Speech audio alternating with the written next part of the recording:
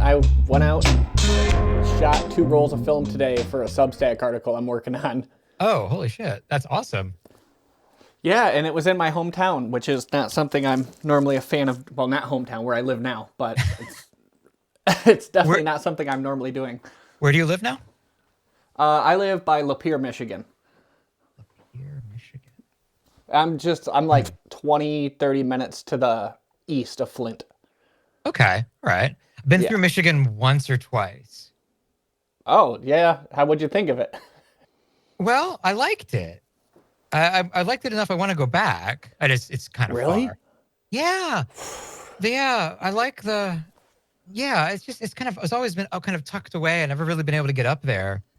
I remember, I think this was Michigan. There was a a church, a Catholic church, or maybe like a monastery or something.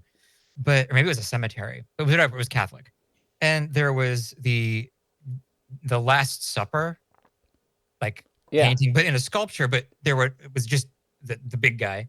And all the other seats were empty. And so you could go there and you could have your lunch with Jesus.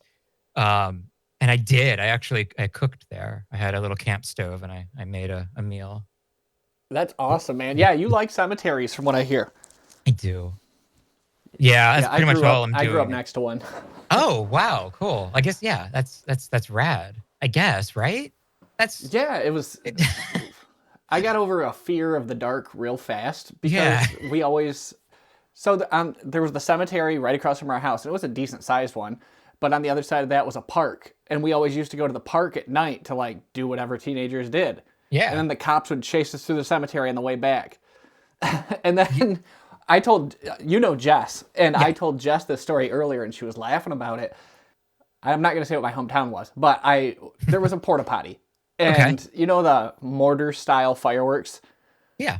like the big ones. Okay, Yeah. so we were engaging in some teenage vandalism, and we Nice. lit the mortar and we dropped it in the floor of the porta potty, and it Oh God. exploded. And so many like police lights immediately. They were like waiting for us. So many police lights, and I take off running through the cemetery, and I'm not even using the paths. I'm like running through graves at this point, and I jump over a grave, and I land in a freshly dug grave for a funeral they were having the next day, and knock the wind Oh. out of myself. So I was just like laying flat on my back, and I could see the police searchlight like way up in the air, just looking for me, and I was just laid in there for like 20 minutes and couldn't breathe, man. Oh wow. It's a little more intense than I get into at cemeteries. But that's awesome. But I mean I grew up near a couple and yeah, we would just sort of hang out there because it was a town of oh god, like 1,000 people maybe. And so there's nothing else to do. And so you Yep, hang out in the same cemetery. boat. Yeah, that was the cool thing to do. All the Yeah. goth kids would hang out in the cemetery by my house. I mean, it's just there. I mean, even like it was the same cemetery my grandmother hung out in when she was a teenager. It It's was, weird that we like gravitate towards that. I think yeah, I mean, it's an open space in, Yeah. in a place where there's not many open spaces, really. Small towns are nice, but, a place to gather, they don't really have, especially at Yeah, I've night. lost my affinity for the small town. I think it's because I've always lived in small towns, except for like 3 years of my life. Mhm. And it's just, I get bored so fast. I hate having to drive 15 miles to get to anything. On a It good day, drives me yeah. insane. And now I Yeah. live out in the country, so it's just Oh, nothing nice. for miles, man. But my nearest gas station is like 9 miles from my house, so I'm just like, man, I am so bored. My nearest gas station is across the street, but I mean, I live in Seattle. I've lived here for 13 or 14 years and I'm kind of over it. I'm kind of over it.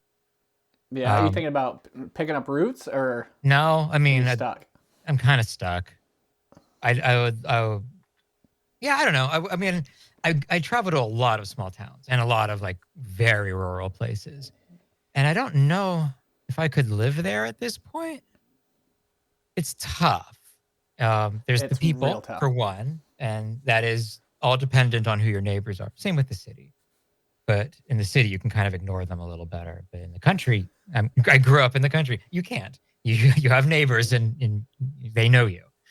So I don't know. I think maybe once I hit a certain age, I can just like I don't care. I can have my shack in the country and that'll be fine. And I probably You won't notice think all that that? much of a difference in my life. Yeah, you're just inside, like caressing your cameras. I mean I do. I mean I spend for somebody who lives in a city where there's a lot going on. I spend a lot of time indoors. I spend an embarrassing amount of time indoors. So yeah, I mean I started taking the train and the bus to work just to get out and be around humans. That's probably not great. So, Well, so I would actually love something like that because as I'm getting older, I'm finding it hard to connect with other adults. It's hard to make friends as an adult yeah, because absolutely. everybody's paranoid about everybody or nobody has the time to do it. This podcast was kind of a way for me to do that because my nearest hub is Flint. I'm not going there for Mm-hmm. no reason. And then the next nearest is Detroit, which is 40 minutes away. Oh, And I'm like, I could do Detroit, but I don't know all that many people down there. So yeah. I don't know. It's like trying to find a connection in this day and age is very hard. It's hard. Seattle has something called the Seattle freeze. Is when you try to talk to somebody as an adult, as you know, like, hey, how's it going? Cut you off, like, good, and then make sure that they walk away. It's a very difficult place. Like if you have like a core group of friends, that's great. But if you don't, forget it. You're not getting one. It's Yeah. it's intense. It's very intense, very cold. And I know that a lot of other places aren't that. So that's been really hard. When I moved here, I had a bunch of friends who had already lived here, but they almost all of them moved away. Very convenient for them. So so yeah, so I'm here and I do all my photography is outside of the city. I rarely photograph Seattle. It's almost never. I think the Really? last You time, like the yeah, more rural areas for I do. photography, it seems like. Yeah. Yeah. Give The if I get remnants to of like society. oh god, if I get to like a trailhead and there's another car there, it's rare for one. And I'm a little bummed because this isn't all of myself. Or if I get to a town and there's like some people walking around, they get like real self-conscious. So yeah, I like abandoned, but not. I mean, I like lived in. I like cemeteries. Yeah. Lots of people We there. circle back. They're all dead. So yeah, that's. I mean, that's. Yeah, I do like people, but I mean, I don't want to get into it off mic. But yeah, I do like people. I am a social person, and I'm sure we'll get into that. But cemeteries have kind of been my sweet spot where I do meet people. So I have met people in cemeteries. There's only Yeah, weird it's people in hit or miss. cemeteries. Yeah. No, it's mostly miss. It's a hit every time. But I love it. You mentioned something a minute ago about you like being out by yourself with no people around. Mhm. And I was listening to your old podcast and Mhm. something I'm always afraid to do. Sorry to bring it up, No, it's but fine. No, it's fine. but It's fine. something that I've really been bad at doing is the solo trip where I can Yeah. go out and only worry about me. Yep. And it happened to be an episode where you were talking about that. And I was like, oh my God, I do need to do this more. There's something about that solo trip where I don't know why I don't like doing it. Maybe it's because I like to banter, but then I feel rushed. Lonesome. But it's a kind of lonesome that I think we need. Being bored as a kid. Kids really aren't bored anymore. Some I'm sure are, but generally speaking, they're not. And that's okay to an extent. But when you're bored as a kid, you learn how to deal with yourself and how to like live with yourself. And maybe they'll figure out different ways of doing that. And that's great. For me, I spent a lot of time alone as a kid and I was bored a lot as a kid. And so now when I'm on the road, I don't really notice it, but it is a little boring, I think. That's why it's one of the reasons I don't like traveling with people because I feel like I am very boring. I've been described as nice, but boring. So I'm trying to see the compliment in that more than the dig. But being by yourself is tough. It's very hard. But was the first couple years that I did it were bad. It's really bad. Yeah, How long are your trips usually? about a month. Man, I could only wish. I'm talking about like a weekend. Oh yeah, I do those several times a year. Less this past year, but usually about 10 times a year I'll go out on a weekend by myself. It's mostly just a hike and seeing a few towns, cemeteries, things like that. But you don't have to, like when you go with somebody, they could be the nicest, sweetest person in the world. And they'll be like, oh, take as long as you need to take your photos, do whatever you want, wherever you want to go, we'll go. But if you're also a nice person, you're always thinking, I'm putting them out. I know how long it takes me to take a picture. I don't want to subject them to this. So you end up really compromising. And if you're doing a group trip, you need to. We're humans. We've got to compromise. When you're by yourself, it is selfish, but you don't have to compromise. You can just do whatever you want and let like the road or the elements or be, what you're dealing with in your own brain rather than, someone who may be, accommodating, but you feeling that you're putting them out because you are. You really are. No one wants to be around somebody taking pictures unless they're also taking pictures. And even I've then, discovered that a good person to travel with is like somebody like a stoner is a great person to travel with because they'll get distracted by nature well, that's and true. they'll sit there and chill and just stare at the sky while you're taking photos. And I have experienced that a lot because my significant other is a bit of a stoner. So it's like a perfect thing to just go wander out into the woods and she's looking at bark while I'm spending 20 minutes setting up a shot just to not take it. Yeah, yeah, maybe I'll have to. That might be a little tough for me, but I don't know. Maybe I could definitely see the pros there. I can definitely see the pros. But yeah, I do feel bad whenever there's somebody traveling with me. Even like when I would travel with people who we were specifically going to photograph, it always felt a little like I was rushing them, or even they were rushing me. Yeah, so it's nice to meet up maybe with a couple of people on the road. I did that. Have I ever done that? And alleged in theory, it's very nice to meet up with people on the road. I don't think I've ever done that. I don't know. I It's weird. I should have. I don't know anybody to meet up with on the road. Well, now I do since Yeah, this you do. podcast kind of Yeah, you started. do. Now the podcast started going. Now I can Mm-hmm. like meet up with people. But up until April of this year, I was like, I have no idea who I'm hanging out with. I work in photo and video full time, Oh, and the guys I normally work with are like, we do this for our day job. I don't want to do anything in the spare time, and I'm like, I'm all in on film, so you guys should join me. But it's a really hard sell, man. It's because I'm so rural, I don't have access to all those people who maybe I don't have enough hipsters in my area. It's all like farm guys, and I'm a self-admitted hipster. I wear the skinny jeans, and it's just we're back to that having a hard time connecting with people thing. But yeah. maybe I need to try connecting with people in cemeteries and like make those weird friends. I don't want to say no.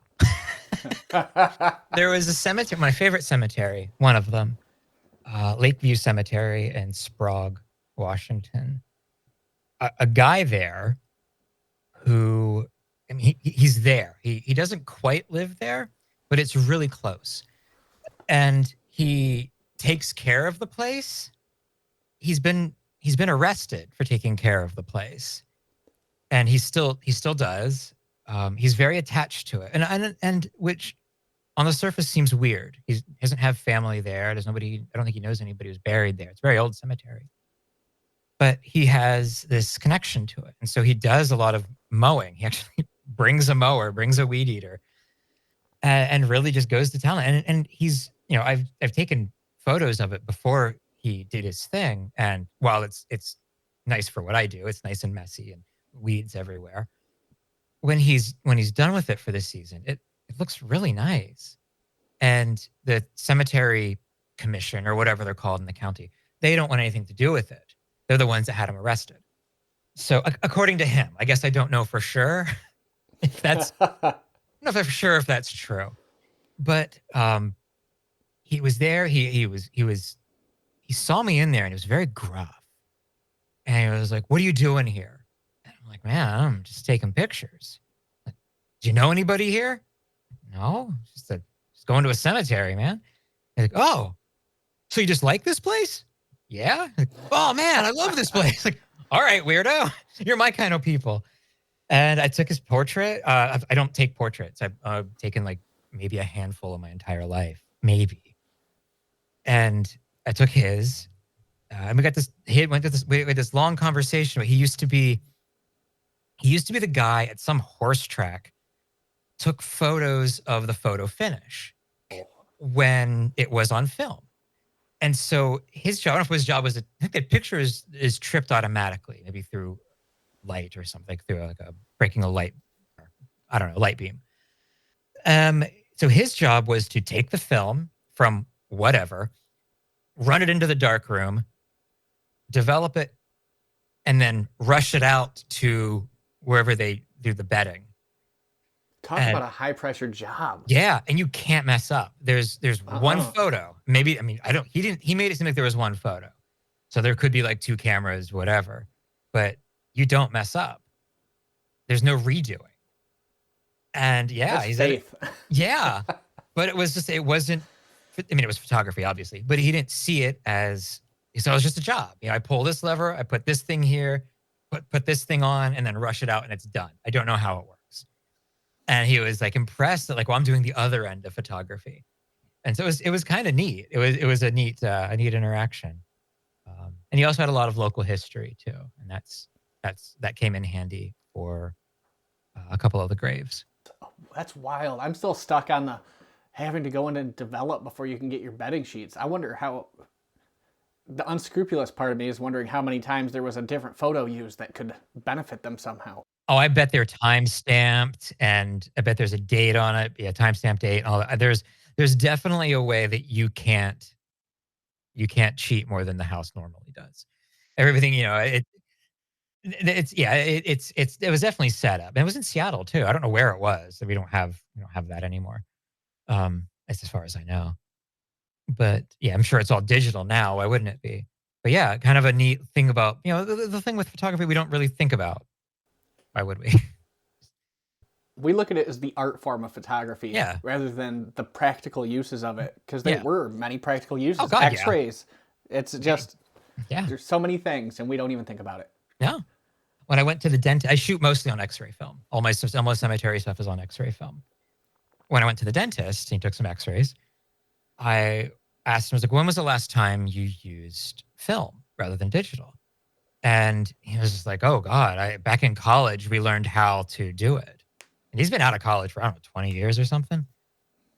And he's like, yeah, we learned how to do it back in college. And he asked me like, well, is it the same process? You like, you know, do this and then do that. And then you get the negative. I'm like, same exact process, except I'm not in a mouth. He was impressed. He's like, oh, wow, you can actually shoot regular pictures on it? Like, it's film. You can. There's not a lot of good reasons to, but I have a couple friends that do it. My buddy Hans is out in South Korea shooting like very South Korean cultural things on X-ray film. Yeah. And he's developing like homebrewed caffeinol and things like that, doing really cool stuff with it. And I actually have a note written down that says X-ray film underrated ? Yes and no. It is probably overrated. Depending on who you're talking to. I probably overrate it. I love it. It is sensitive to the same light rays that wet plate emulsion is sensitive to. Just blue. That's it. Just blue. You can get blue-green. Green sensitive X-ray film is sensitive to blue and green waves, and actually a little bit of yellow. So I like going to the blue, which is just a very, very narrow spectrum. If you're taking pictures of like yellow flowers, they turn out black. So it can be pretty fun, but I like it because it does give that old look of like wet plate photography without having to deal with wet plate photography. So I like it for that. It's a pain in the ass to use, but I've gotten used to it. So it's just sort of part of my workflow at this point. But I absolutely love it. I absolutely love it. I did notice, I went to buy some more. And I would buy Agfa, and I think they discontinued it. Oh no! So I went on eBay, I bought enough. I bought enough. If I live for another 30 years, I can shoot 66 sheets a year each year until I die. And that'll be fine. I'll be okay. I do need a little bit more because 66 really isn't enough. That's not enough for your purposes. No, it's not. And so I have some of it coming, some of it's in deep freeze. It's I love it. I'm pretty much not shooting anything but that at this point. I've seen on your Instagram, there's a lot of X-ray film. That, and if I scroll back a little bit, there's some Vericolor. Oh yeah, I mean when it comes to color, I really only have like expired. I can't. I'm not. I'm not in a position to get new color film for the most part. But a lot of I've got a lot of film over the years, so I have a lot of color. I have a lot of color that comes in and out of my life, and right now I've got a lot of color sheets that I've acquired, and so yeah, I do like shooting expired Vericolor especially. There's something about it. When I develop it, and I use an ECN2 developer, which is normally for motion picture film, but I use it for regular C41 film, which is what this is. And I get some really lovely, very saturated, very separated. Like the colors are very separated, so it looks almost hand tinted. I get some really interesting looks with it. They remind me of old like advertising posters or propaganda posters, the very bold, bright, and heavy contrast. I really like the look of it. I was actually looking at eBay because of your photos. Yeah, I mean, there's always a lot on there. I'm gonna have to eventually not shoot color, and that's a bummer. But I'm gonna keep going as long as I can, because it's just you can't. There's diminishing returns. They're not making new expired film. So at some point we're gonna run out of whoever has these pro packs of Vericolor up on eBay. So I don't know. I kind of got really into lomography color, and then they discontinued that because I guess it's now the new Kodak, which is only 35, and I don't shoot 35. So I'm gonna have to wait for something to happen, and I'm probably gonna end up sticking with black and white. There's a lot of black and white out there that'll last a long time too. Black and white, the latitude on that, even over time, is shocking. The X-ray film my buddy shooting's from like 1982 or something. Oh, that's good to know. Using it. That's good to know. Yeah, I mean it's something that dentists and doctors and veterinarians they would use right away and so I'd never really experimented with how old X-ray film could get. I have no idea. So that's good to know. So I have this obsession with aerochrome. Like, I've wanted to shoot aerochrome forever. On 35, it's $225 a roll with no guarantee of what its past was, meaning you don't know if it was frozen, you don't know what the hell's wrong with it. Have never shot large format, but the large format sheets of aerochrome are much more affordable than the 35 millimeter rolls of aerochrome. Oh, that's weird. Yeah, so now I'm kind of starting to look at large format because that's the only way I'm ever going to be able to shoot it. Well, unless I stumble upon some aerial photographer that's just hoarded it for years. They're out there. Yeah, I saw that happened recently, semi-recently. Some guy found like thousands of rolls of aerochrome in some storage place, and the guy's like, yeah, take them. Oh, wow. That's retirement right there. Oh, absolutely. For $225 a roll? That's if I woke up from that dream, I'd be upset, and that guy got to live it. Yeah, I don't have anything. I don't think I have anything like that. And I'm happy that I don't. There's no camera that I really want to shoot. There's no lens that I really want to shoot. There's no film that I really want to shoot. There's no place that I really want to shoot. There's not even like a subject I really want to shoot. I just want to shoot. And I used to have all these things, like a dream camera and dream film or whatever. And maybe I just got all of that. Maybe I'm highly privileged. I'm not. But I don't know. The camera I'm using is my camera. My medium format is the RV67. It's literally the greatest medium format camera ever made. What could I want more? Like what? You can't get better than the greatest. What am I trying to do here? And my large format, it's fine. I mean, a large format is a hole with a lens attached to it. That's it. That's all it is. So I'm fine with that. I'm cool. I've got some fun lenses. Maybe I'll get another one at some point. I don't know. I don't need to. And it's a really liberating feeling because when you get into photography, the first thing you hear about, well, maybe this isn't true anymore, but when I got into photography or back into film photography, it was all about gear acquisition syndrome, gas. And it was funny because get it? And I'm just like, wow, it's just buying stuff. And it's like, okay, I'm going to buy every camera I possibly can. And I did. And I had like 50, 60 cameras. I'm like, this is ridiculous. This is a ridiculous pursuit. I'm not a photographer. I'm a camera collector. And that's fine if you're a camera collector. That's what you should be doing. If you want to be a camera collector, you better collect cameras. But I was like, oh, I don't want this. I want, a daily driver. And so I got one.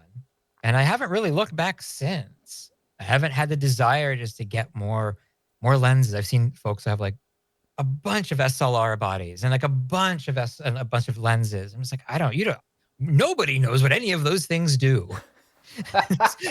We just know we're supposed to have them. Yeah. Like I want to know, like, okay, I want this lens to do this, to take this kind of photo. And so when I started getting into cemetery photography, it's like I want a lens that I want an old lens. It gives me an old look. I can do landscapes because I still do a lot of landscapes, but I can also do close-ups and it can have some funkiness around the edges. And so I found an old brass lens from, I don't know, 18 whatever, fell in love with it. I don't know. It's just like, well, I don't need anything else now. I'm at the tail end of gear acquisition. Like, I acquired a bunch of stuff and now I'm selling it off. I bought a box that had 20 Argus cameras in it for $50, but they all work. And Yeah. I've used a couple of them, but I still haven't used the C3. And dude, the brick of death. I still haven't used it. When I was still doing 35, my go-to was the C3. Really? And yeah, I love them. I still have two. I still have two of them up there. Absolutely love them. They're simple. They're simple. You don't have to worry about anything. And that's like rule one with me in cameras is I don't want anything, like I don't want a battery. I don't have to deal with a battery. So everything has to be mechanical and as little mechanics as possible. And so the C3 was that. And you can't get much more simple. No, it's just wonderful. They're wonderful cameras. Wonderful cameras. If I would go back to shooting 35, it would definitely be with one of those. Really? Maybe I'll have to give it a whirl. I've been putting it off and putting it off. No reason not to. It's a rangefinder. You know how they work. If the rangefinder is somewhat accurate, you're gonna be fine. I'm bad with a good rangefinder. For some reason, I don't. Rangefinders and me do not get along. And I've tried and tried. I have multiple rangefinders. I've tried like Contax G1s. I've tried Leicas. And there's just, I don't know if it's my eyes, but I cannot get those rangefinder patches to line up. I miss focus every time. And I'm devastated every time because I believe in myself so much. And then my legs get swept off from under me. Well, maybe you'll be good with a bad rangefinder because the C3's rangefinder is awful. Yeah, it's awful. It's just luck. At first, but once you get it, that's the beauty of a daily driver. You know how it behaves. You know that if I'm a little off this way, it'll be this, and that's the beauty of it. Like with the RB or with my large format, I know the camera. I know how to not make the same mistakes that I normally would. So when I do make a mistake, it's like, oh God, what was wrong? What happened? And so you can really suss it out and you can really work on it and I don't know, become a confident photographer, I guess, or better, whatever that means. But yeah, that's why I'm a big proponent of getting, you have as many cameras as you want, but like your daily driver is so important. I think I finally discovered my daily driver. Like I have the nice digitals and stuff for work, but if I'm leaving the house, I'm taking my Canon A1 for 35 and I'm taking the 645 for medium format. Those are the ones coming with me. Jess gave me her old 645. and Oh, nice. they stay with me wherever I'm at. They do That's not a go far from me. Mamiya 645 or Yeah, yeah. yeah. Yeah, I have one of those right over there next to the RB, and I haven't used it in years. It's too wide. It's the widest camera I have. Like the aspect ratio is too. It's like cinematic. everything is 4:5 or 6:7, and so this is uh 6:4.5. Is 6 is really wide. It's really wide. So I have trouble. I have trouble framing it. Like like this summer when I was out shooting with the RB, I almost always shoot with a 90 millimeter. Love the 90 millimeter lens. So I've shot thousands of photos with it. My brain focuses and frames in 90 millimeter. And so I can look at a scene and I can tell you exactly what's going to be in and out of the frame. And so for the first week and a half of my trip, I was blowing shots. And I pull up to a place and I look at it. Oh, perfect! This is gonna be the best. Yeah, this is the composition I want. Get up the camera, look into it. Like, what? I'm too close. Like, what's wrong with me? And so I have to like back up and like, okay, this is weird. This doesn't feel right. Well, at some point, I did two things. I bought a 127 millimeter lens. I don't remember doing that. And I put it on the camera and didn't take it off. I don't remember doing any of that. I don't know why it happened. So I thought, well, where the hell's my 90? And so I dug through the car and I found the 90, which I put on the other. I have a second RB just in case. I'm not sentimentally attached to cameras, so I have a backup just in case. And so the 90 was on that. But it was neat that I was able to. I wasn't able to figure out what was going wrong, but I was able to know that there was something wrong. So I'm halfway to being competent. That's half the battle. So I was, yeah, it was neat. It was a neat realization. Shit, I know what I'm doing. And it's always neat to stumble upon that with yourself. Like, oh, I got this. I know what I'm doing. It is, and I think it's learned through failure. Like God. failing so many times is how you like your brain is protecting you, and that's when you start getting good at things because you're tired of sucking. Yeah. I mean, doing things right over and over certainly helps too. Yeah. Oh, okay, I'm used to this. Yeah, and so I like that. I'm still with large format. I don't know if I've ever gotten fully comfortable, which is also neat. I'm always a little angry, not angry, but like frantic. Like, okay, I'm what am I doing? What am I doing? I walk myself through the process, and even though I've done it quite literally thousands of times, it still has a newness to it, which is a nice way of putting it. But it is. It's still fresh and new, and I think it creates. It makes. Well, I always say we shoot large format to make us slow down, and yeah, I guess. But that really does not knowing what you're doing really makes you stop. Like, okay, let me step back here and really figure it out. Which is why I like shooting cemeteries, because nope, they're not going anywhere. I know it's a bad joke. They're not moving. That's really nice. I appreciate that. This is a great subject. A subject that doesn't move is a great subject. It's wonderful. I love everything about it because I mean, I take it from a history. I'm like a part-time whatever historian as well, and so when I take a photo of a grave site, I do go home and then I research who's buried there. How did that happen? They're dead now. So why? I find some really really wonderful stories. Sometimes really really wonderful stories. Um, the, the cemeteries I'm in are mostly from the late 1800s, so a lot of them are pretty sad story. A lot of them are kids. Most of them are kids. Most of my photos are of dead kids. So that's fun. It's not, but it is what it is, And so the historian in me takes over. And after seeing like, oh, here's a woman who died in childbirth and her other 3 infants who died before this, that's horrible and devastating. You go through that and you're able to put that aside a little bit. Go, I'm going to get a picture of this because I want to know like more about it. What happened? If I can find it. If I can't, the story is already horrible. but maybe I can remember them a little bit. And that's that to me, that's why I do it. That's the important part is, you go into these cemeteries that the weeds may be waist high. They're obviously not looked after. The families have moved on. They're pioneer cemeteries. The families are pioneers. They someone died and they moved. And so you're there remembering them because nobody else is going to do it. I mean, they don't care. They're dead. They're not going to know.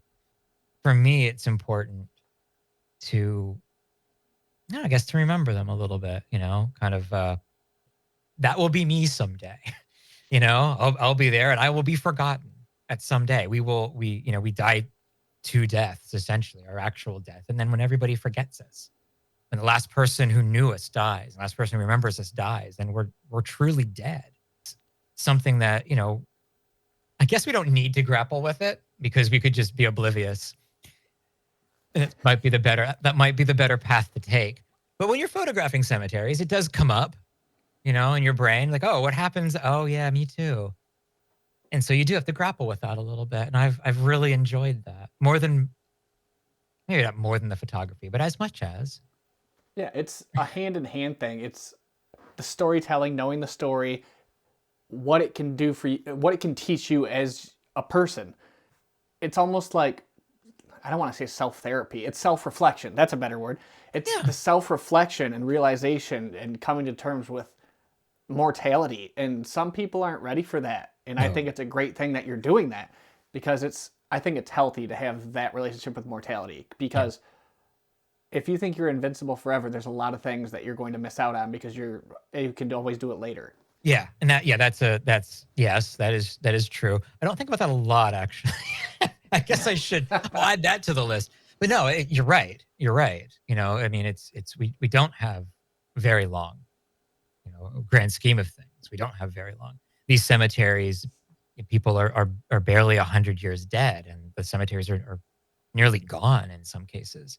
So we don't have very long, even as dead people. So yeah, I mean, it's grim. It's grim, but it's not like it's not life. Yeah, It's not, it's just the reality of life. yeah, it's morbid, but that's life. Yeah, All of life us is die. morbid. Yeah, we all I've die. seen nature documentaries, man. I know what happens.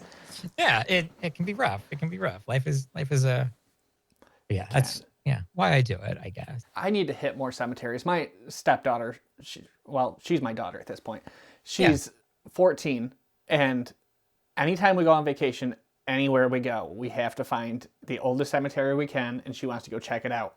Which is strange because she's like kind of Wow. one of the preppy volleyball cheerleader girls, but she's really into cemeteries. And we went to the cemetery in just outside of some small town in Tennessee, and they Mhm. called it a witch's cemetery, but it had the tent style graves Oh where the yeah, yeah, graves were yeah. propped. Yeah, man, she kind of got me thinking about wanting to shoot in cemeteries because of that. Yeah, I haven't Yeah. done it yet, but now that I'm talking to you, I'm like, well, there are a lot of cemeteries, and I don't want to bite your style, but I might give it No, a whirl. that's the thing. You wouldn't say that to like a portrait photographer. Like, well, I'm going to take portraits too. I don't want to, step on you because you're taking pictures of faces, and I want to take pictures of faces too. So, I mean, or like a landscape, or no, but like, yeah, cemeteries, like, it's my thing, but it's not my thing. Everybody has cemeteries near them. Everybody who is a photographer has a camera. So, yeah, do it. Heck yeah. I might. You're gonna see it pop up on my Instagram. I'm gonna see that Yeah. little heart react on there. I, you know, it's not for everybody, but like, do it. Are we photographing things so we can keep the souvenir of the memory? Or are we photographing them because we're afraid they'll disappear? I think, no, I think it's the second one for me that I just want people to see what I'm doing. I want people to see, like, oh my God, this place is so cool. You got to see it.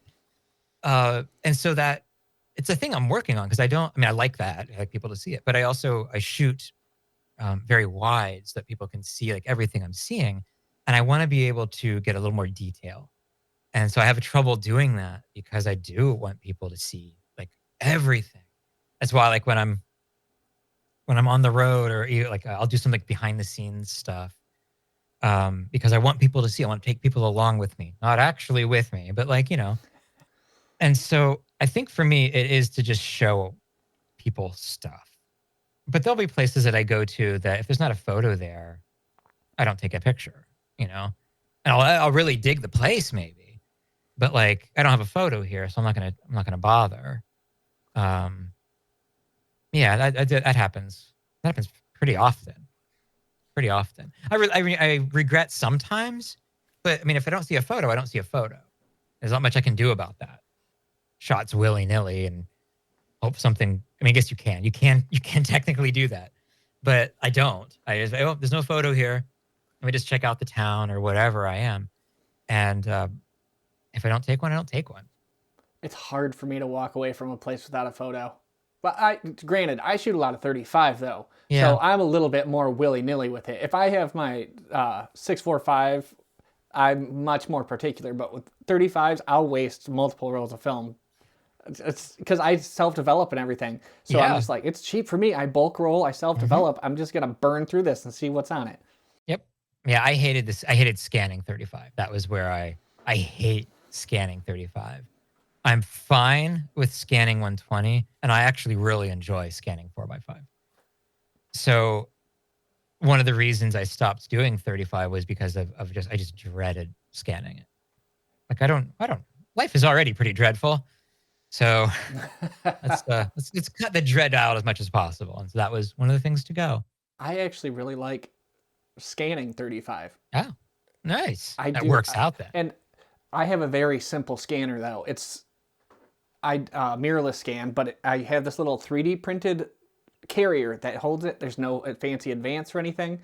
I have to manually line it up, but I just really like that tactile feel and like I don't know how to explain why I like it so much.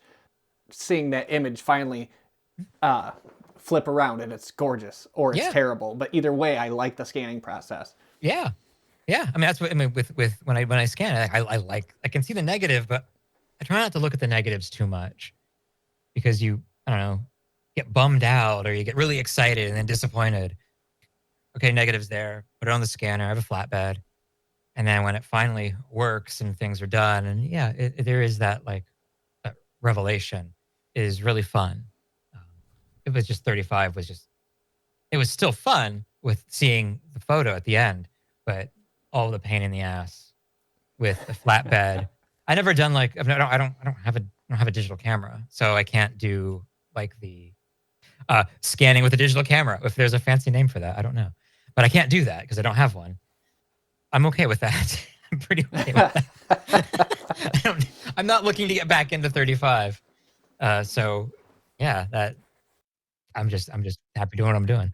You mentioned that you develop your C41 in ECN2. Mhm. I developed my ECN2 in C41 Oh yeah, for actually, like the old motion picture film. yeah, I like that better actually. When I would shoot, what was it? I don't know, some series of numbers. I would develop a batch in ECN2 and a batch in C41, and I would A/B them. And there's no like real scientific way to it, but I generally liked the motion picture stock developed in C41. I just liked it better. I don't know why. It was more me. It was punchier. I have no idea, but I didn't like it as much. But I do like it the opposite too. So I don't know. Find what you like and just do it. Yeah, it's so subjective. And then there's so many people out there just trying to hock you certain ways. It has to be this way, it has to be that way. And I've never been one of those people who thinks something has to be done a certain way. I'm not afraid to mess up and take risks and do dumb things and have fun doing it.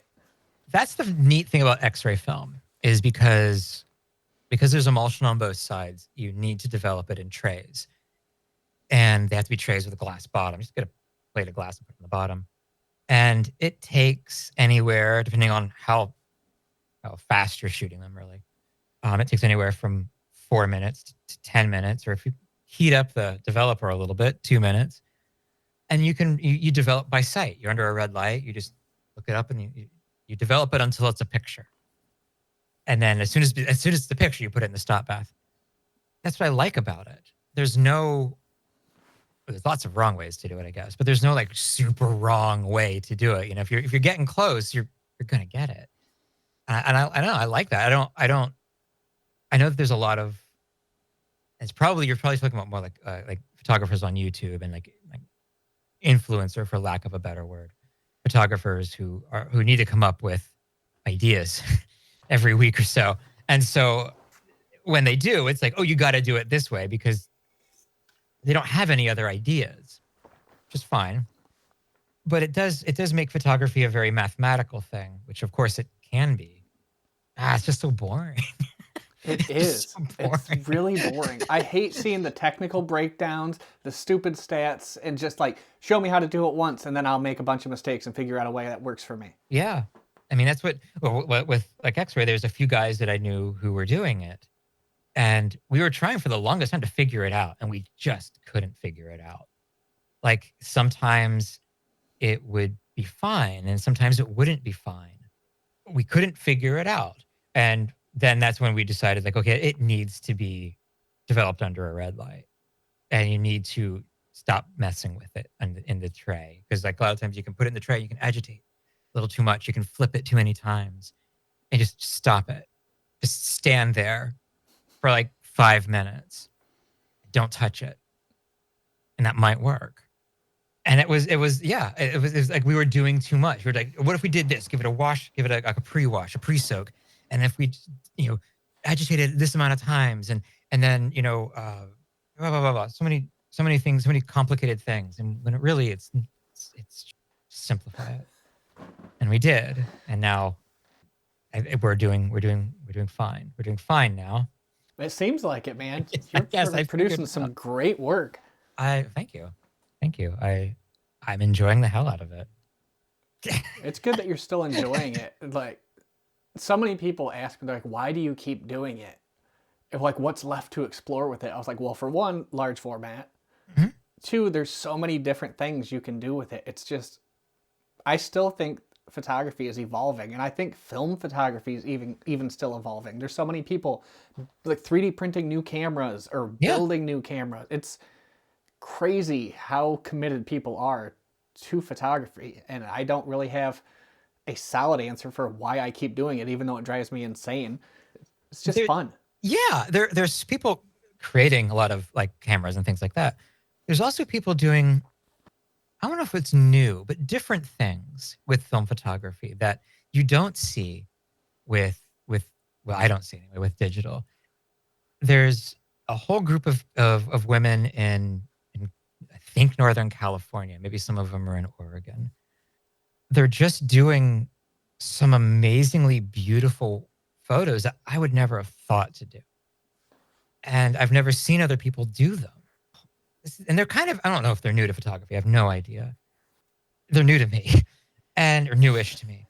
And it's just so inspiring seeing that. And I don't know. It was because you get kind of like, especially with Instagram, you keep seeing the same people, the same people. And when you finally dig through all of that and you start seeing people who you haven't seen before, and you're following them because you followed somebody else and who followed somebody else, and you start seeing people who aren't, in our case, because we're guys, who aren't just other dudes. And that's, oh God, there's so many people out there taking photography, using film photography. There's a word for that, being film photographers. There's so many people out there doing things. You can't help but be inspired from that. Like these women, like they're doing mostly like medium shots with like people in them, things I don't do. I'm just utterly inspired to keep going because here's people that I don't really know doing things that I really love. And there's kind of some hope in that, I think. I don't really follow landscape photographers, not purposely. Purposely follow, I don't, there's one cemetery photographer who I follow, and her work is wonderful. Um, I tend not to actively follow people who photograph like me because I don't need to. I don't like how egotistical that sounds because, like, you should be your favorite photographer. You should. Your photos should be your favorite photos. Otherwise, what are you doing? Get working. Get working on that. You need to be your biggest fan. You do well. Maybe, but you need to be your favorite photographer. Like I'm I'm my favorite photographer. I love tons and tons of other photographers, but I love my work just as much. Otherwise, I wouldn't like. I'm putting the art that I want to see in the world. I'm putting it out there, and I think we all should be doing that. This isn't like a special thing. We as humans should just do that. We're programmed or whatever to do that. We're artistic people, and we should do that. I want to see the photos that I'm taking. Those are the photos that I want to see, and so I do that. And so the photos I have hanging up in my house, amongst some other folks, are mine. They're my favorite photos. And that's okay. Your photos should be your favorite photos. And everybody should have their own photos printed and hanging on walls. They just should. And other people's too, of course. You're not other photographers. You are yourself. You're your own photographer. And love yourself, I guess. Like love your work, love what you do. And if you don't, then don't do it. I mean, that's okay too. Like if the love of photography suddenly leaves me, like if I go out there and I'm not feeling it, then I'm not a photographer anymore, and that's okay. I'm not going to be sad about it because I just don't want to do it anymore. If I wanted to do it and didn't, then I'd be sad. I'm not doing it for whatever reason. But if I'm like, oh, I'm okay. I've taken all the photos I want to take in my life, and I've leveled. I've won. I've won photography at that point. That's when you win. Is when you just like I'm just done. I don't have to do anything else. But There's no, nothing left to it's shoot. nothing else. I've done it all. No, but if I lose that passion, if I lose that then I do, and I move on to something else. I find some other hobby. I'm a writer as well, so maybe I'll do that or get into model railroading or something. I have no idea. Something that is also art. You know, kind of necessary. I think there are a lot of people who have lost that spark but continue going on and become jaded with photography. Yeah. And they're the ones that are a lot of the times it's the people who are gatekeeping or rude or trying to put up barriers for other people. And it's really sad to see. And if I ever get to that point, somebody needs to take me out back and put me down because like if I'm denying that I've lost the spark and I'm just miserable to everybody, like I don't want to be that person. Like you said, I'd much rather I write as well. I'd rather write, I'd rather paint, I'd rather draw, anything that has a creative outlet. Like Yeah. I don't understand people who stick with something even though they hate it or they're tired of it. Yeah, it doesn't make any sense. I mean, I guess professional, because it's your job, you're kind of tied to it, then that's a different thing. It's a different thing. I'm glad I'm not. I'm glad I'm not that. I've spent enough time on Threads to understand that being a professional photographer is absolutely not what I want to do with my life. Dude, Threads is the worst place on the internet, man. Oh my God, they're so miserable. And I hate I know Threads. professional photographers who are happy and enjoy their work. I haven't seen any of them on Threads. They are a miserable lot of people. And I get it, man. It's a job. I like my job pretty well, so I can't. But I've had jobs. I've had many jobs that I despise, so I understand that. I've worked convenience store midnight shifts. I understand what that's like to hate your job. You lived in the danger zone. Yes. I very quite literally have been held up. It's weird. It's not fun. So I get hating your job. I get that. But art, photography as an art, as a hobby, or whatever you want to call it, isn't a job. So you need to love it. You need to embrace it. You need to enjoy it. And if you're not enjoying it, that's okay too. You don't have to be a jerk to everybody or sad or mopey for that reason. You can be sad and mopey for lots of other good reasons.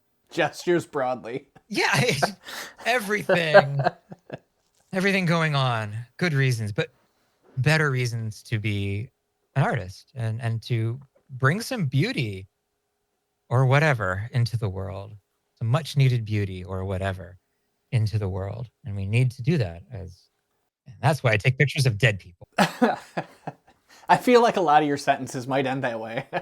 Honestly, yeah. That's fine, man. That's perfectly I'm putting together a book. And so right now my life is my life is this guy right here, Mosey Jenkins, my cat. Oh, that's a good looking cat. He is yes, he is. Very good looking guy. Dude. So I've never been a big cat guy. Oh, I've really? always been so hang on. So I've always been a dog person. Hmm. And I got two when we moved here, we got two dogs. One's a 140-pound dog and the other one's a 40-pound dog. Oh, I thought they were going to be my best friends. Wrong. My fiance is the leader of the dog gang, hmm. and the little black cat loves me more than anything else in the world. And I'm like, really? Because I was never the cat guy. And now she sleeps in my room, she sleeps in my chair, she sleeps on me. And then she bites the women, which is, I'm okay. That's funny. You But know that you cats pick you. This guy really picked me. He was. I had one cat before him. Well, lots of cats. The cat before him was Juniper, who's on all of my. She's on my. She's the cat face on my Instagram icon thing. She and I were very very bonded. Oh, devastating when she died. And so then some time long enough after this asshole comes on, and I was like, okay, guy. But no, he really took to me, and now we're buds. We're like buds, and so good, man. it's just neat. It's neat. Yeah, it's pretty cool. He's an all right guy. I wish he wouldn't barf because we have nice hardwood floor that's easy to clean barf off of. But no, he just decided to do it on the carpet over there. They always find the carpet. Oh, they Always. do. It never There's fails. some psychological reason, but I think it's mostly because they're assholes. I think you're right, man. Yeah. Yeah, all cats are assholes. But, oh God, I love them. I love cats so much. I can't. I'm not a dog person. I'm dog blind. Like every dog is the same to me. I can't tell the difference. Dog blind. I'm dog blind. Some people have face blindness. I have dog blindness. They're all the same. I'm not like anti-dog. I don't hate them or anything. I'm not afraid of them or anything like that. If a dog comes up to me, I'll scratch behind the ear, let them smell me, blah blah blah blah blah. Do like all the things you're supposed to do to generic dog that comes up to you. But cats, I don't know, man. There's something else going on with cats. Like dogs are super loyal, and that's nice, I guess. But cats aren't. And there's something really weird about that. Like Yeah. you come into my house, I feed you, I do everything for you, and you're not loyal to me? That's bad. I write for this comedy YouTube channel, which I've never revealed before on the podcast. Oh, But one of the lines, we made a fake conspiracy video about cats being from outer space, which sounds okay. stupid. But one of the lines, one of the lines were, "Dogs will mourn your death if you die in your apartment. Cats will eat your face." And I'm like, Yes. they Yeah. will. It Yeah. scares me. I'm afraid of dying with my cat in my house. Well, I think dogs will too. I think it just takes them a little longer. Yeah, they have And then more maybe guilt. the cats have to start them. Like they Yeah, egg him into it. Like this guy's not getting up. the instigator. Like, do you have any idea how long we're going to be eating off of this guy? It's just great. Yeah, no, cats will. Yeah, they start with like your earlobes or something. I mean, it's like easy, whatever the easy pickings parts of you, the dangly bits, I guess. More power to them. I'm not using any of those parts when I'm dead. Feast. If it feast away, my lovelies. I do get because I do all the cemetery stuff. I get asked, well, have you thought about how you want to be remembered when you die, or how you want to be buried or cremated, or what do you want to do? And I don't care, It's and I somebody don't. else's problem. It's not my problem. Not my problem. I do feel bad in a way because funerals are not. They're very expensive. Honestly, a lot of my friends know a lot of ditches. So if I wind up there, uh, and that's how Edward Abbey went. They stole his body from the funeral home. I think this is right. I'm pretty sure I'm right about this. Stole his body from the funeral home and dumped it in the desert like he wanted them to, rather than like a funeral or whatever. I don't care. I don't want or not want people to do anything with my body. I won't be there for it. I'll be dead. I won't care. Do whatever you want. Too many people are so worried about their bodies after death that They really it's literally not your problem anymore. no. It's one thing you do not have to worry about. And I get it. Like there's different movements within I don't know, people interested in dead things, I guess. Or like the Good Death Society. I think that's what it's called, where you plan your funeral and you try to make it as unobtrusive for your people left over as you can. And there's like echo green burials and things like that. And that's cool. That's great. I should probably care more about that. And I'm hoping that my friends are conscious enough to do something like that. But honestly, it's not my problem. I won't care. They could toss me in a potter's field for all I care. Like Yeah. I prison cemetery. That's we fine. don't even we we don't really have them anymore. I say bring them back. Maybe. I don't know. That Potter's Field, there's a pretty horrible history with all of those. I think that's the thing, because I think we should treat people like that, like dead people, like, with that respect. Like if I were to do it for somebody, it would be nice. You know, it would be as much as I could afford. It would be a nice headstone. It would be, if they wanted a casket or cremation or a bit of both, I would be fine with it. I would definitely do that. Like if like someone I cared about died and they were like, well, I want you to spread my ashes here. Absolutely. Yeah, absolutely. This isn't like, well, you don't care anymore because you're dead, so I'm not going to do it. That's horrible. For me, I don't and won't care. Unless ghosts are real. Then Yeah, I surprise guess, me. then I guess we'll talk then. If I can come back and haunt you from the grave or wherever I'm haunting you from, then I will. I guess we'll have words then. My apologies ahead of time if that happens. You said you stopped shooting 35. Was that Huh? related to creative burnout or just outgrowing the medium? Oh no, it was because I hated scanning. I hated scanning. Oh, that's right. Yeah. That But was literally. Oh, I could say something like, I noticed that I was taking just too many random flippant photos, and I wanted to slow down a little bit. That's the right answer. The actual answer is I just hated scanning. do you suffer from creative burnout or is that Yeah, do yeah. you? I haven't picked up a camera since July. Oh, have you reached the point where you're thinking about selling your stuff and then everyone tells you not to? No, no, I know. I'll go back to it. No, I'm always a photographer. I'm always thinking about photography. I'm always not like framing shots wherever I go. I'm not doing that, but I'm constantly thinking about like when I photograph this place, or what photo I'm posting on Instagram, or what I'm gonna do with this book that I'm trying to put together, or this other thing that I'm trying to put together. Or talking to photographers. I'm just because I haven't picked up a camera in what's going to end up being like 9 months. It doesn't mean that I'm not constantly thinking about photography. There is not an hour that goes by where that doesn't enter my brain. It's just there. I'm a photographer. I don't know. I do other things, but not really. I don't really do anything else. This is the only poker I've got in the fire at this point. I have nothing else going for me. I've got to think about this. But no, that's it. But yeah, right now I'm going through a bit of creative burnout. I have writer's block as well. That's wonderful. I had been doing a Substack also with an audio portion that I suppose is technically a podcast. I had been doing that since April.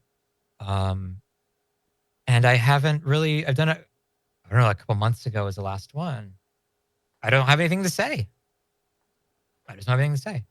So, I've said a lot today, but I've already said a lot of things.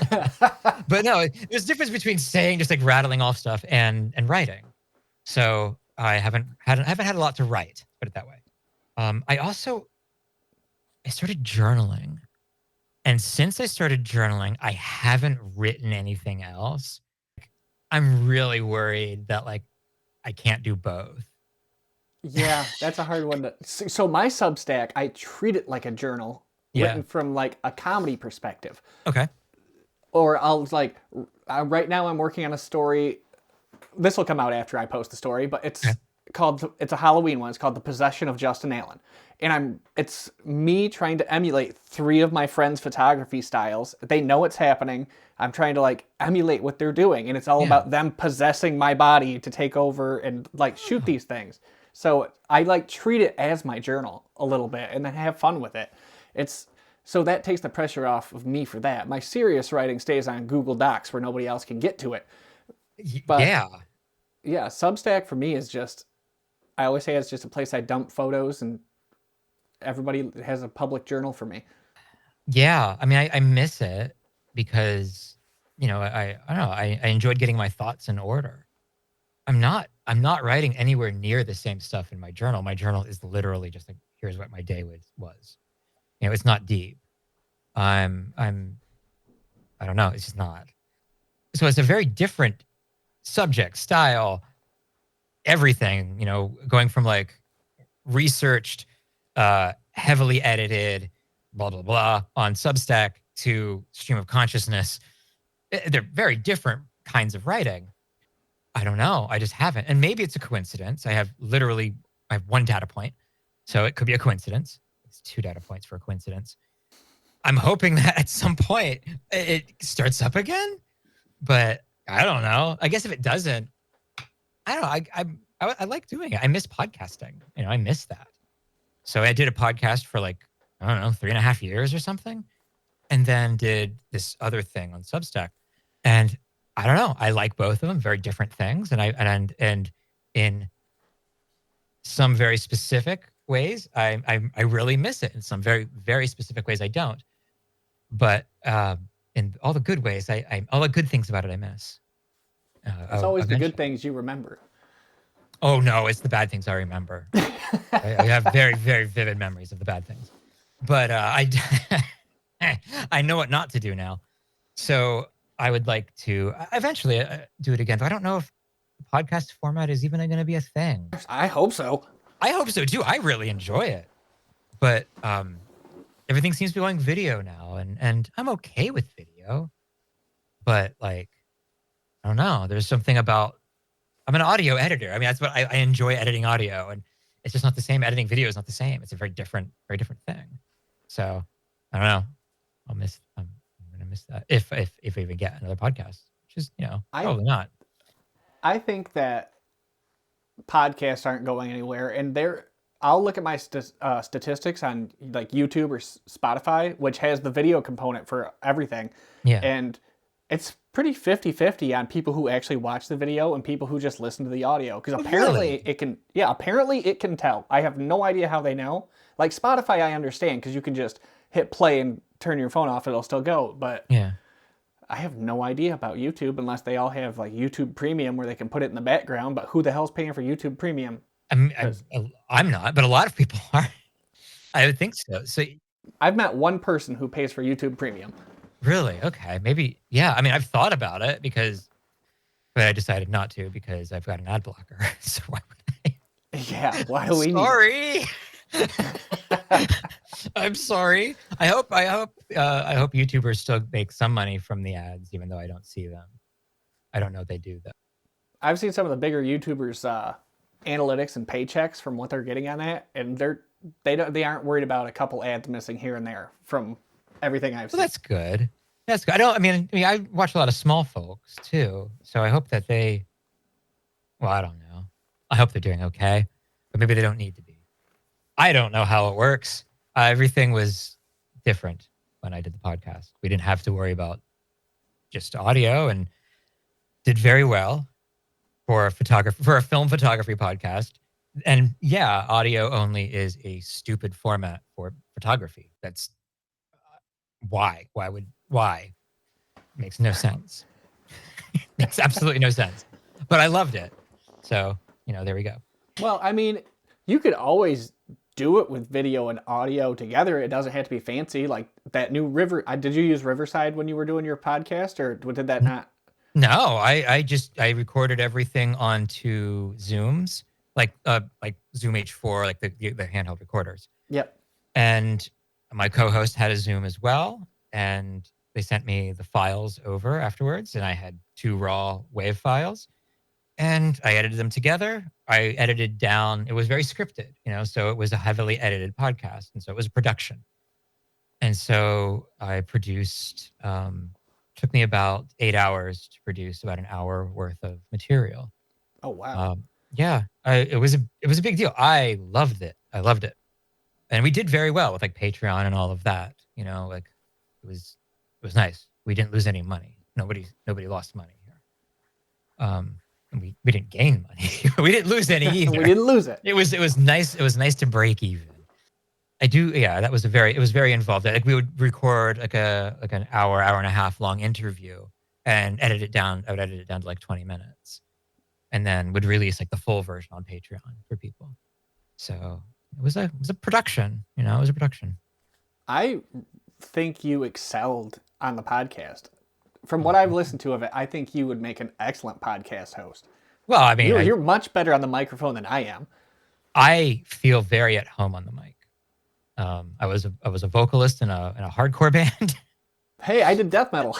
Oh, nice. Was it like the Cookie Monster death metal or Yeah, Cookie nice, Monster death metal. nice?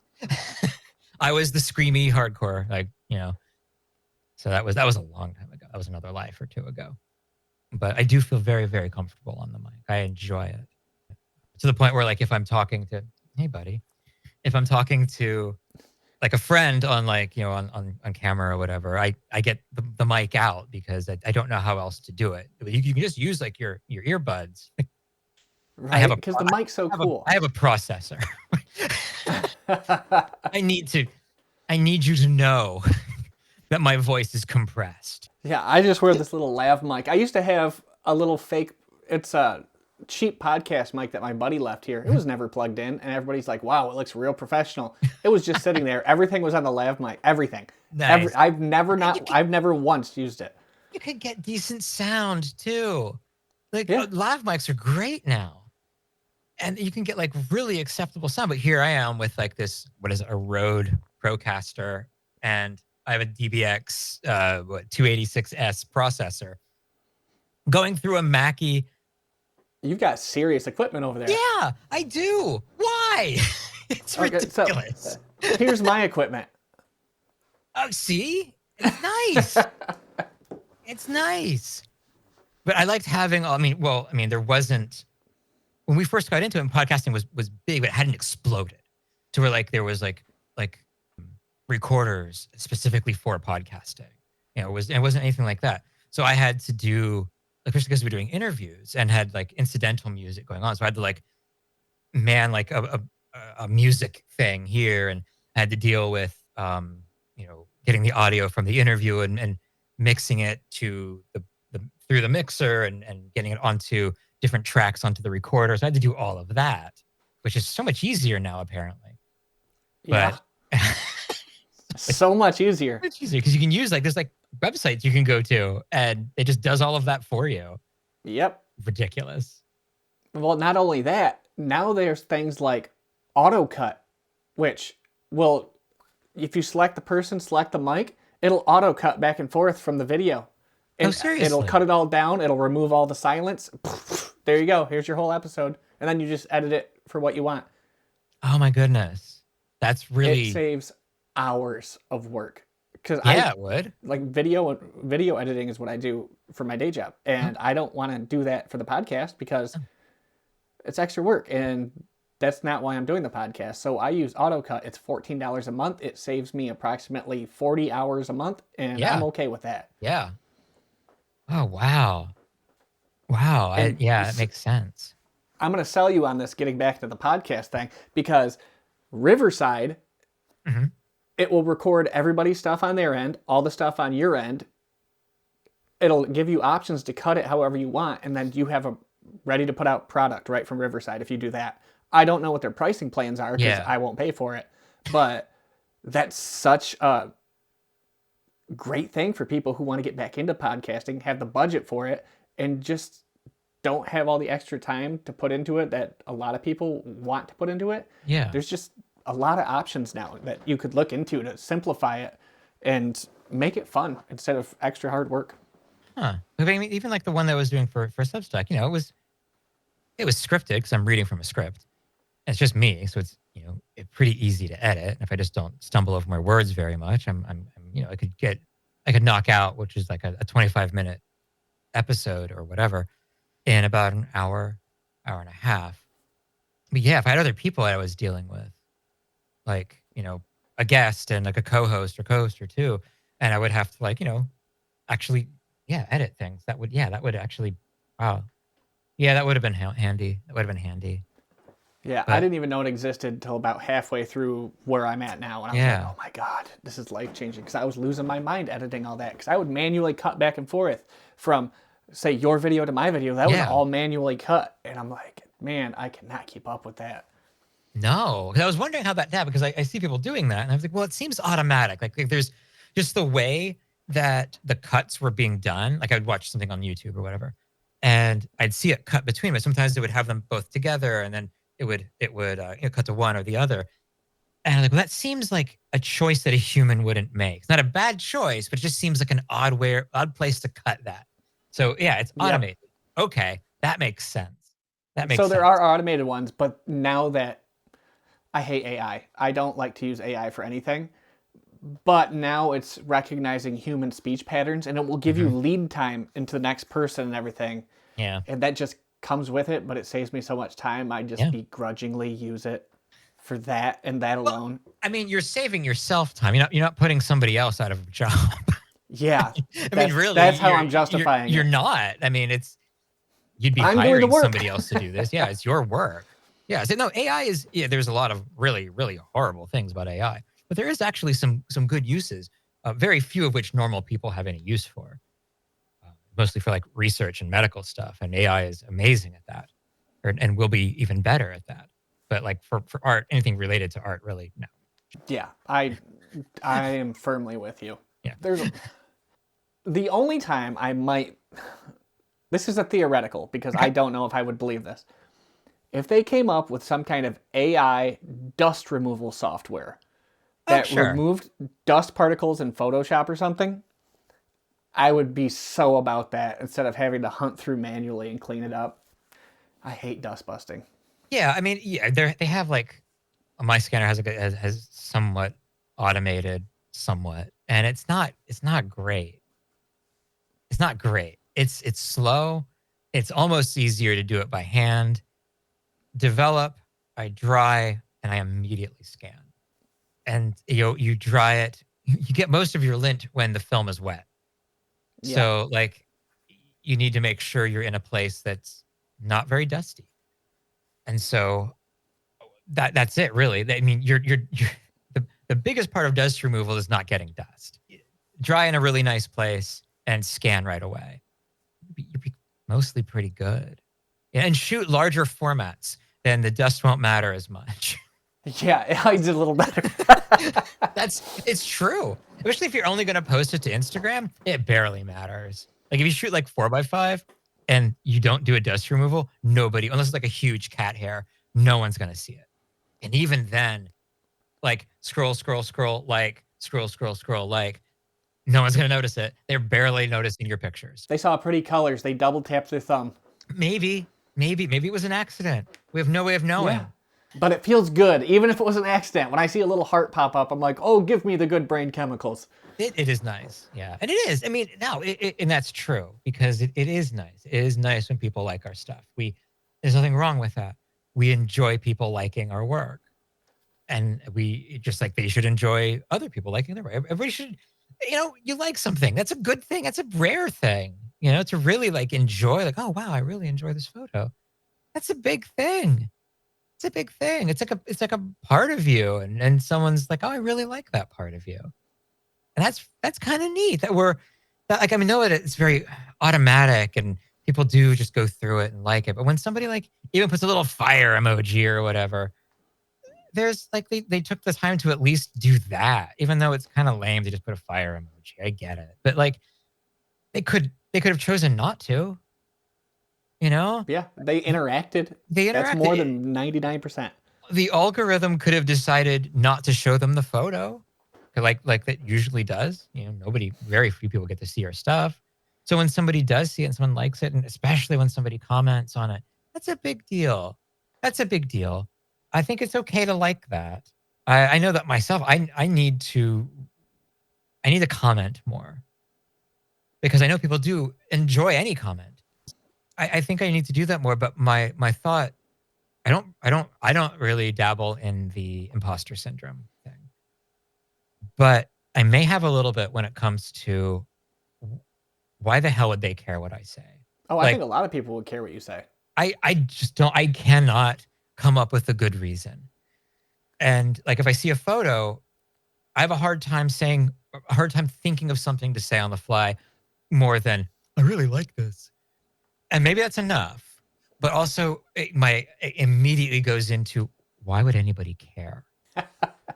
Okay, some rando on the internet likes something. And I can't get over that. On the flip side, the thing I just said. You like the fire emoji. Yeah, I get it. It's not a two-way street for me.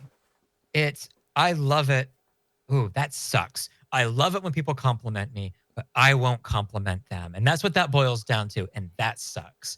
And I need to get better at that because there are so many people's photos who I do enjoy and I see them come up and say what you want about the algorithm. If you start liking certain people's photos, you do see them more often. Like I'll see them and I just think, God, if I would just say, oh, I like this every single time, it just gets repetitive and boring and dumb. And again, nobody cares to begin with.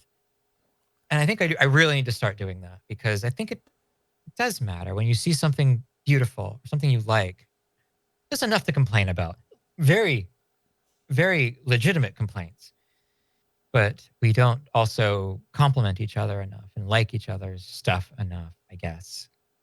I don't know. Putting that out there in the world it's important, I think. I'm psyching myself up to do that. I think you should. I took it upon myself a few months ago to try to start being more active on Substack with commenting and sharing other people's work and like trying to give props where props are due. Sure. And yeah. it's built some really great relationships and friendships and seeing people trying new things. There may be something they posted that they don't normally do and I'm like, wow, this is really great. I like this because it's something different from what you've done. I really like your composition. Yeah. And they get really excited. Usually there's a message that pops up after that comment and I'm like, oh, okay.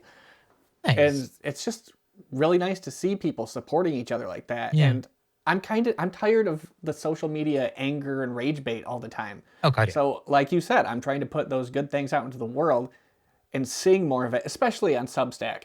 Substack seems to be very positive lately. A blast interacting in positive ways rather than pulling your hair out about all the things you can't change. I tried because Substack is two things. Substack is blogging. Substack is LiveJournal and Twitter. I've never been able to get a feel for the Twitter end of things. I tried. I couldn't figure it out. I couldn't find my place. And I tried for quite a while. And I just couldn't do it. I couldn't figure it out. And that was the same time that Blue Sky was coming about. And I found more of a place on there. And then I kind of just shitpost on that now. But like, I don't. I do a little. Instagram is kind of where I keep going back to, and I wish we wouldn't. Like I post on Flickr every day, as much as I post on Instagram. It's part of my workflow. And I tried to do it was another one called Photo with an F. I tried to do that for a little bit, and I just couldn't find my place. And with Substack, I would see like it wasn't like I would like nobody's getting any response. I'd see people post them and you get like 50, 100 responses. I'm like, okay, it's possible. I get that it works in theory. I don't understand how to not get there, but like, how do I get any interactions? I would post things like nothing. Like, okay, well, like I get like, oh, if I got like 5 or 6, okay, and then I'm making some inroads, but like none. Like, well, how do I get seen? How does this get seen? And so I just stopped because it didn't make any. You said you haven't been on there in a while? It's been like since before summer, maybe spring. Really? Yeah. Because I think you have pretty significant numbers on Substack, don't you? Yeah, on the blog side of things, the blog podcast side of things, got that under him. I'm doing very well on that. No complaints there whatsoever. And that was part of the problem. Why doesn't it translate to the Twitter end of Substack? And they keep it like separate in a way, and it doesn't make sense. And I'm not the only person. There's a political commentator, Sarah Kenzier. I follow her, and she does amazingly well on the blog end of things. Almost nothing, like hundreds of thousands on the blog end of things and almost nothing on the Twitter end of things. That's weird. I wonder if there's like a certain follower threshold where once you cross a certain point, they prioritize smaller creators. Maybe. And if that's so, if I've somehow crossed that point, awesome. That's great. And I'm glad. And I would much rather have them focus on smaller people. But like, I'm not that huge, it's not like, so it's not like I'm not like, I don't know. I haven't looked at it lately, but it's not huge, not small. But yeah, I don't know. I don't like, one is like, they even have different words. Like one is following and one's subscribing. I hate that. I don't understand that like, shit. Stop making it. Like, we figured social media out. We figured this out. Stop changing it. Yeah, that's the only thing I don't like is the followers and subscribe. I'm like, what the hell does following mean compared to subscribe? One is for Twitter. One is for LiveJournal. I don't know, because both, like, I can get both of them make sense in my head. But I'm seeing the numbers plummet on Instagram, and for the reasons why, which is, they want you to pay to get your followers to see your stuff. I get it, but we as a film photography community need to come up with something. It's very insular to the point where, like, social media for everybody. It's social media for us, made by us for us. And I guess photo was that. And we all need to just do it. It sucks. It sucks. Because there's going to be those people who never do it because they have that Instagram base that they built in for years, and now they're afraid of losing that base. Yeah, I do. I have 11,000 on Instagram. I don't know how. And like, my photos will get 100 likes, maybe. That's weird. Yeah. That's weird. They used to get like on average, it used to be around 600. That was my average. And I don't think it's like quality of work. I don't think it's like I interact. Anybody who comments on anything of mine, they get a thank you or whatever reply needs to be replied to. They get one from me. So it's not that, just the algorithm. And that's silly. It's a silly way to do things. Blue Sky is pretty good. Pretty good with that. I haven't really gotten into the film photography end of it too much. But I haven't really posted on it. I don't even have an account there. Oh, I haven't tried the photo app either. I've been thinking about photo. I've been told I need to check out photo. I like stories on Instagram a lot, and photo does not have that. And so I can't do like behind the scenes stuff or things that for me are a little more social, because just posting a picture, that's Flickr. That's fine. But there's not a lot of like community growth that can happen through that. Community growth comes through things like Twitter, where you can do like a back and forth, or things like stories, where you can do a little bit more in depth. You can do a bit with Instagram, but not much, not as much. And so with photo, people have definitely made homes there. The people who are getting a lot of likes and a lot of followers, and that's awesome. And so people are making it work for them. And maybe that's where we should just go. And maybe if we all did that, photo would be better, and they would have things like stories. That's the thing keeping me on Instagram is freaking stories, which is ridiculous. Stories. I've had decent, okay success on YouTube. YouTube they're doing some new things with their community, where you can make posts and comment back and forth more.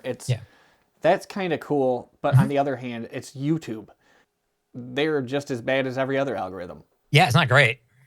It's not great. It's really not. No, I do, I subscribe to quite a bit, and I see about half of it.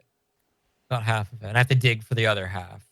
I turn the bell icon on. That's all. If you click the little, that's all I have to do now. Yeah. And then there's a lot that I subscribe to that the bell's not highlighted. It's just, here's a support subscribe.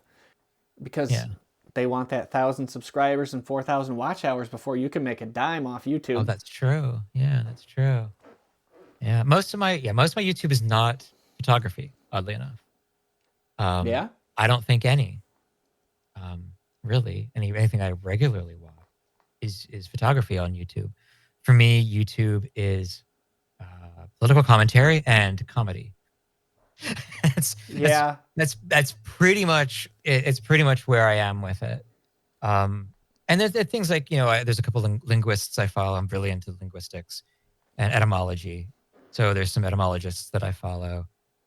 And then like weird technology stuff, like Technology Connections, or everybody follows, and stuff like that. But photography, I've had such a hard time, and I haven't really gone through them recently. But I've had such a hard time with YouTube photographers. I haven't really, you're new on the scene, so obviously, Hey man, technically I'm a podcaster with a YouTube. That's true, and that is a different thing. So like, I can't even name names. There's one guy I follow, bearded fellow, goes to the desert in Utah a lot. Really sweet guy, really nice guy. Does large format. Can't remember his name. Kyle? I don't think so. It's possible though. He lives in the UK. No, not him then. He drives an SUV of some kind, gets somewhere, unloads, goes on a little hike. That's diminutive. Goes on a hike and takes an 8x10 with him and takes a photo. I can't remember his name. Great photographer. I think he's the only one I follow. I think so, but I haven't really checked around anytime recently. There's a lot of YouTube photographers, and I was guilty of it. I had another channel before this where I was a YouTube photographer with no success. There's a lot of them that just picked up a camera and then started espousing knowledge on it. Yeah. And that kind of annoyed me, especially like the first wave of film photographers that came out on YouTube that actually like enjoyed showing us the process of learning, or even if they were new, they were showing us the process of learning it as they were going. And I thought that was cool. I thought that was fun. And then there's the people who just got their cameras and started advertising like they've been doing it for years. And yeah, I don't know. I've that fallen was out of love with it. Yeah, that was a turn off for sure. Yeah, and a lot of it's reviews and care. I don't care. More power to them. I'm glad it's out there. It's definitely beneficial, but I don't care. Not for me. And so a lot of it was that when I started looking around, a lot of it was, reviews, film review, camera review. It's fine, not my thing. So, but there aren't. Yeah, I haven't really come across. I like photography history, and there's a few people doing that, which is really, really cool. Maybe some alt process type stuff. I'm sure there's people doing that too, and I've come across that. But like generally speaking, nah. Same with that's just removed from it. I am. Yeah, I am. Yeah. Yeah. Same with photography podcasts too. I have a hard time with those as well. I literally don't listen to anybody else's photography podcast. Really? Yeah. I listened to yours because you were going to be on the show. Yeah. Oh, that's understandable. To be fair, mine's not really a photography podcast. Mine is where photographers come on and just bullshit in general. That is a different thing. I don't know. That is, yeah. Yeah, it's just like, it's like police meeting at the bar after solving a crime to have a beer together. I don't know, but it's just fun. I just like bullshitting with people. We just happen to be photographers.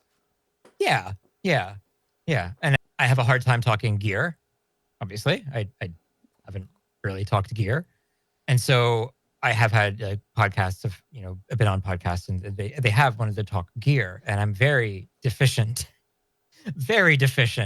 in that. I don't know even like what lens do you shoot with, and I can name one of that 127 as well, but I don't know the aperture of it. I have no idea.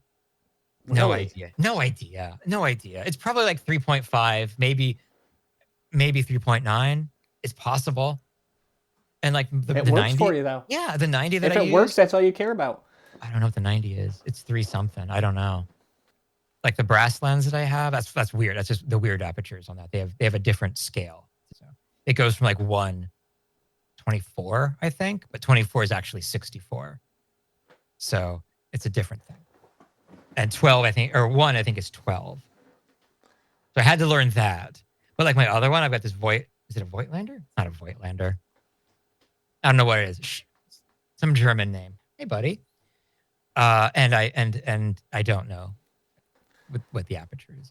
Like, I have a very base understanding of all that just because of the photo side of things. But when it comes to photography, half the time I don't know what my aperture's at. I just know that it's metered for what it needs to be. Mm-hmm. And it's worked for me so far. I'm sure once I get into different formats and want to start focusing on like growing as an artist or whatever the hell you're supposed to say as a photographer, I'll probably get into that more or different processes. But for the most part, that part doesn't interest me. It's the act of shooting that I like. Yeah. I do with large format, especially, I do pay attention to like what aperture I'm shooting at. And that's important because that changes everything. So I do know that. Like I know I can look at a scene and tell you what the exposure value is without metering. That's impressive. I've 'Cause gotten I to suck that at point. Like I can tell you where I'm going to shoot it. Right now, the sun is going down. There's a few clouds. It's probably EV11, probably EV11, maybe 10, depending on where I'm shooting. And so, but I can't do the math and figure out like, oh, I need this aperture and the shutter speed. That's why I have, so, I have some ability, but it is limited. So I can do that. And, I can say, oh, I want to shoot this more wide open because I want to get the focus on the foreground and have the background kind of blur into obscurity or whatever. I know that. I know my equipment. I know my equipment incredibly well. I cannot describe it to you in terms of gear. That is perfect. That is the best way to go about it. Yeah, I can't think of a better way because then it's just rocks rolling around my head of knowledge and bullshit that it doesn't matter. Like, oh, this way means blurry background. This way means everything in focus. That's all I needed to know. It's improved my life so much since I stopped really caring about that, except for like video work and stuff for clients. But if it's something for me where I'm out playing around, I don't give a shit. Yeah. I know what I want and I know how to get it. Usually. I sometimes, don't, but I know how I'm going to try. It's a very reassuring feeling to have that, to know that like, here's the scene, here's the image in my brain that I want to make. I know how I'm going to try to do that. And, maybe I'll take 3 or 4 shots and try a few different things, but it's all basically the same idea. Unless I miss focus, which is, I do that a lot. My eyes are horrible. I don't think I'm going blind, but like it's possible. Or at least it's going to be very difficult to take photos. I miss focus a lot because of that. And I also bump the camera. That, the latest cemetery photo I posted as of recording, I had to jump up to grab a tree limb to get the tree limb to come a little bit into the top of the frame because the sky was boring. And so I know I looked at the last photo too. I bumped the camera when I did that one. You do what you got to do to get the photo you want. And I did. Yeah. I just sometimes the gear is just your hands. I like that you're not pretentious. Oh, I hope I'm not. I mean, some of the things I've said today, I've definitely come across as pretentious. No, I don't think you came across pretentious. I hope. Like, there's so many times where I always dread every podcast I do. Always. It never fails because I'm like, if this person turns out to be pretentious, I swear to God, I'm just logging off. And half the time, okay, let me rephrase that. Not half the time. Most of the time, everybody is very awesome, very cool. I have never had a major blow up or anything like that. No. But it's nice when somebody's humble and willing to discuss things and admit they fuck up rather than just nose in the air and pretend like, oh yes, this is every roll is a banger. Every roll is a portfolio shot.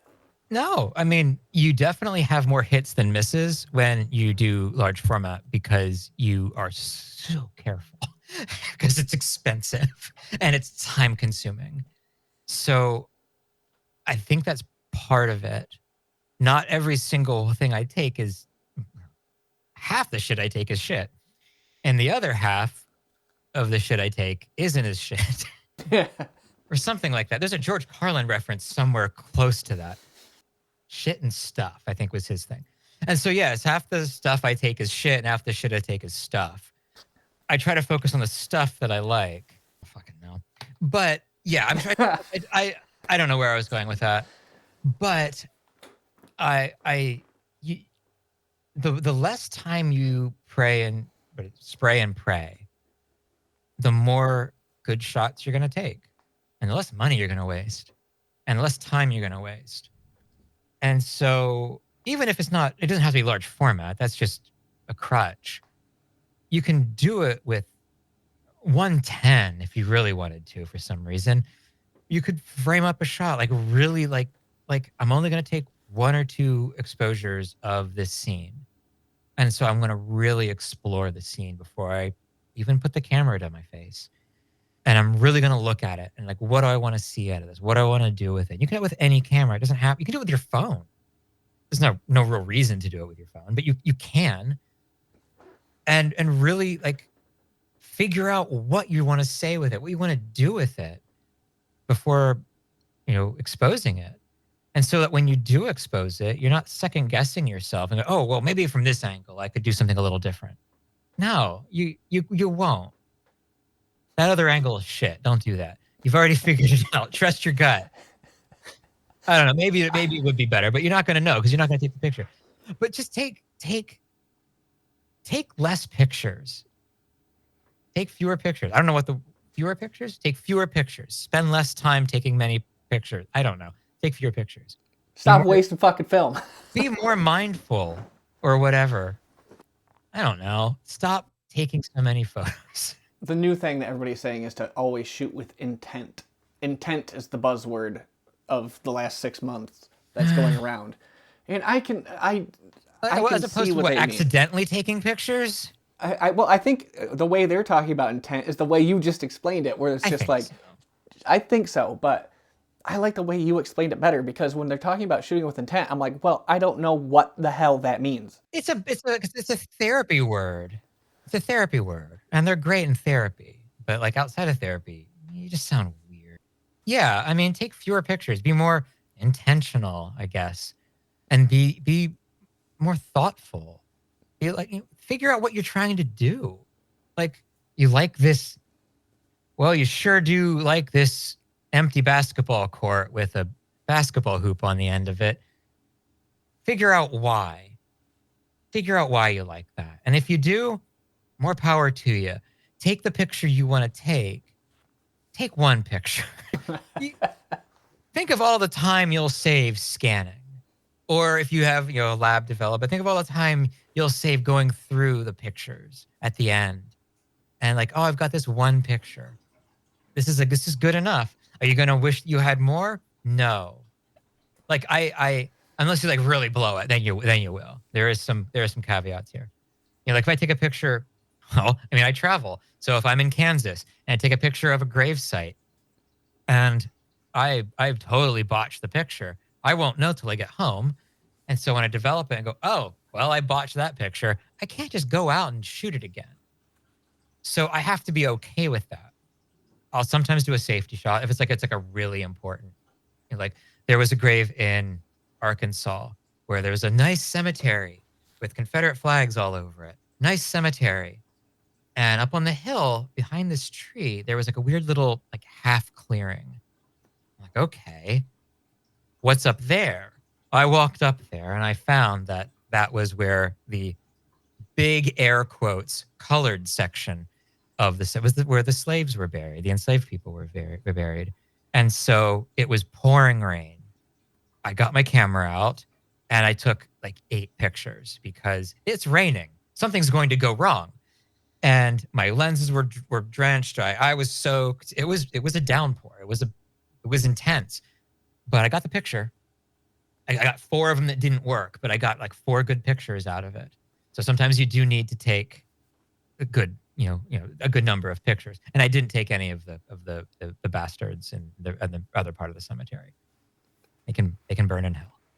I did get a good picture out of it. But yes, the moral of the story, more of that long meandering story, is sometimes you need to take 2 pictures. But generally, take 1. Take the safety picture sometimes. You'll know when it's time to take the second picture. If you're uncomfortable and you know something's going to go wrong, take the second one. Just take fewer pictures. I think that is a good place to end this, man. Thank you so much for coming on here. No problem. Thanks for having me. Oh, of course, man. It was a blast. I'm glad Jess connected us because bully for her. She's looking out for me, man. She's awesome. She is. She's one of my favorite people. I talk to her every day and just harass her. Nice. Yeah, we talked quite a bit, and she would send me photos of weird random German grave sites, and it was wonderful.